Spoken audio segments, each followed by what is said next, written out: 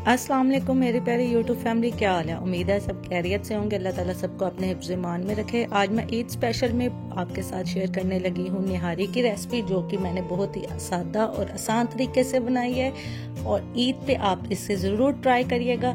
इसमें मैंने घर में मौजूद ही तमाम मसाले इस्तेमाल किए हैं और कोई लंबे चौड़े मसाले नहीं हैं। आप इसे ट्राई करें और मुझे बताइएगा कि आपको ये रेसिपी कैसी लगी। सबसे पहले आप मेरे चैनल पर नए हैं तो इसको लाइक, सब्सक्राइब और बेल आइकन को प्रेस कर दीजिए, हर आने वाली वीडियो आप तक पहुंच जाए। तो चलिए रेसिपी स्टार्ट करते हैं। इसके लिए मैंने लिया है अदरक, लहसुन, सब्ज मिर्चें और एक टमाटर। इसको मैंने ग्राइंडर में डाल के पीस लिया है, पेस्ट बना लिया है। अब एक प्रेशर कुकर में मैं आधा कप ऑयल लूंगी। ऑयल गर्म करके इसमें मैं पेस्ट डाल दूंगी, जो जिंजर गार्लिक का हमने पेस्ट बनाया है।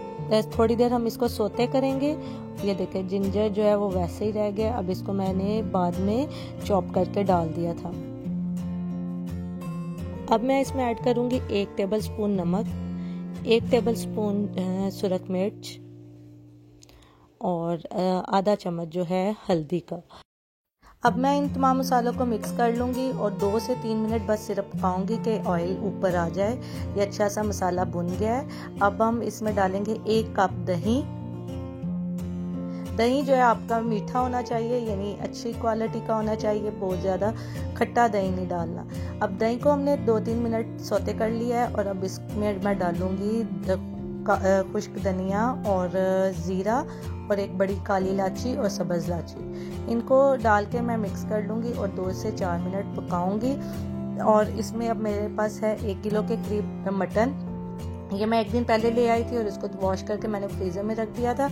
और अब हमने इसको कोई भूनना नहीं है, कोई इसमें यखनी वगैरह नहीं बनानी। हमने 1 लीटर पानी डालकर और प्रेशर लगा देना है 20 से 25 मिनट के लिए। और आप अगर, क्योंकि निहारी में ज़्यादा टेंडर गोश्त होता है, तो हम इसको 5 मिनट ज़्यादा लगा लेंगे। ये अच्छे से गोश्त जो है वो टेंडर हो चुका है, गल चुका है, बहुत आसानी से उतर है और घी भी ऊपर आ गया।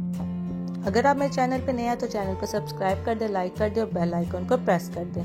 यहाँ मैंने आटा लिया है 4 से 5 टेबल स्पून है।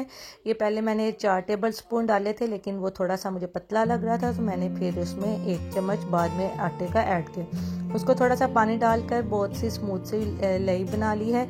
और ये घर का बना हुआ मैंने 1 टेबल स्पून निहारी मसाला डाला है। इसकी भी रेसिपी आपसे इंशाल्लाह शेयर करूँगी। आप पैकेट का भी डाल सकते हैं। अब मैं इसमें किया हुआ आटा जो है वो डाल दूंगी और इसको मिक्स कर हिलाऊंगी ताकि आटे की वो गुठलियां ना बन जाए। और नीचे से आपने आंच जो है वो बिल्कुल मीडियम हाई रखनी है, बहुत ज़्यादा तेज़ या आहिस्ता नहीं रखनी है। सारा मिक्सचर मैंने इसमें डाल दिया है और इसको थोड़ी देर पकने के लिए फुल आंच पे रख दूंगी, और ताकि वो आटा जो है अच्छे से ग्रेवी में मिक्स हो जाए और उसमें थिकनेस आ जाए।